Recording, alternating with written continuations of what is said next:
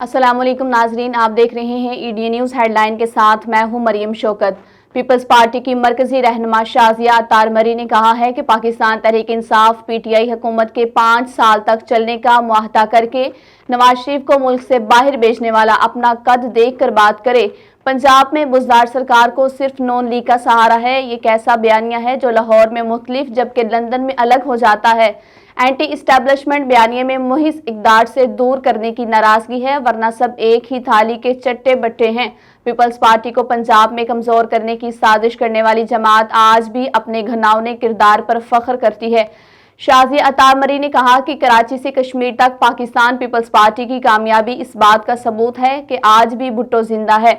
پنجاب بھر کی تحصیلوں میں ورکرز کنونشن کرنے والی جماعت کتنی مقبول ہے، وقت آنے پر بتائیں گے۔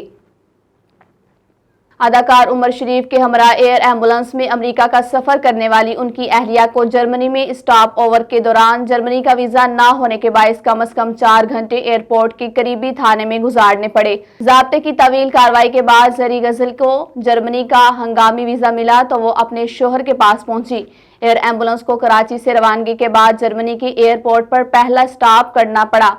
امریکہ میں معالج ڈاکٹر طارق شہباز کے مطابق طویل سفر کے دوران عمر شریف کو بخار اور تھکاوٹ ہو جانے کی وجہ سے کمپنی نے اسٹاپ اوور طویل کرنے کا فیصلہ دیا تھا۔ میڈیا سے گفتگو کرتے ہوئے زری غزل نے بتایا کہ ایئر ایمبولنس عمر شریف کو لے کر بدھ کی صبح اگلی منزل آئس لینڈ کے لیے روانہ ہوگی۔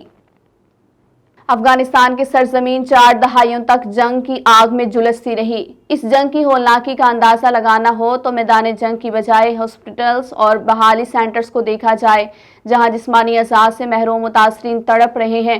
کابل کے ایک بحالی سینٹرز میں ایک دوسرے کے خون کے پیاسے آج ایک ہی ساتھ زیر علاج ہیں۔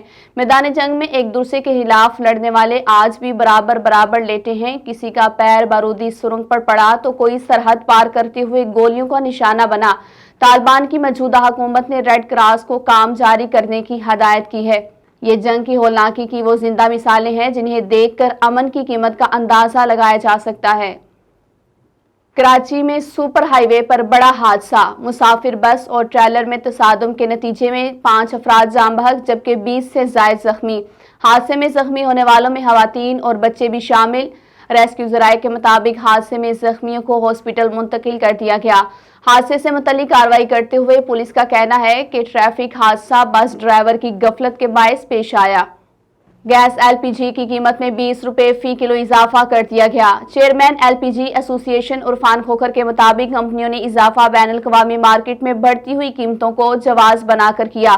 عرفان کھوکھر کے مطابق گھریلو سلنڈر 236 روپے اور کمرشل سلنڈر کی قیمت میں 908 روپے کا اضافہ کر دیا گیا۔ ایل پی جی 175 روپے سے بڑھ کر 195 روپے فی کلو ہو گئی۔ عرفان کھوکھر کا کہنا ہے کہ اوگرا نوٹیفیکیشن کے بغیر ایل پی جی کی قیمت میں اضافہ کسی صورت قبول نہیں کیا جائے گا۔ وزیراعظم عمران خان کا الیکٹرانک ووٹنگ مشین اور انتخابی اصلاحات کے متعلق بڑا فیصلہ۔ وزیراعظم نے ای وی ایم اور انتخابی اصلاحات پر پارٹی اور اتحادی جماعتوں کو اعتماد میں لینے کا فیصلہ کیا۔ پی ٹی آئی کی پارلیمانی پارٹی کا اجلاس آج طلب کر لیا گیا ہے۔ ذرائع کے مطابق پارلیمانی پارٹی اور اتحادیوں کو انتخابی اصلاحات بل میں ترمیم پر بریفنگ دی جائے گی۔ اجلاس میں ای وی ایم، آئی ووٹنگ اور انتخابی اصلاحات پر مشاورت بھی ہوگی۔ اب تک کے لیے اتنا ہی۔ مزید اپڈیٹس کے لیے ہماری ویب سائٹ www.ednpk.tv وزٹ کیجیے۔ ہر خبر سے رہیں باخبر، دیکھتے رہیں ای ڈی این نیوز۔ اللہ حافظ۔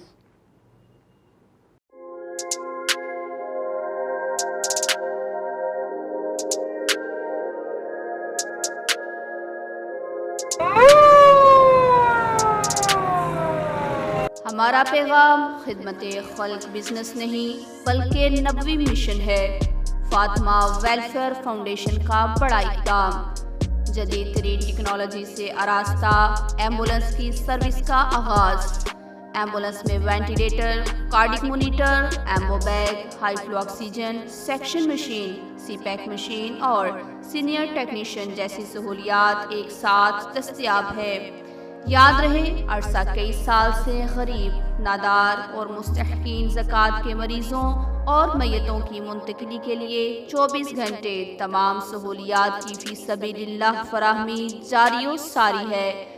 آپ بھی کسی بھی ایمرجنسی میں ان نمبر پر ابھی رابطہ کریں۔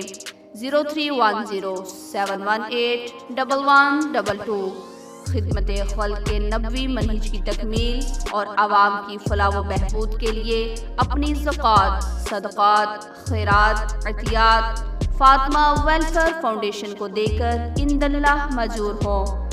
ہیڈ آفس مرکزی جامع مسجد محمدی اہل حدیث، سلامت پورہ، ایئرپورٹ روڈ، سیالکوٹ۔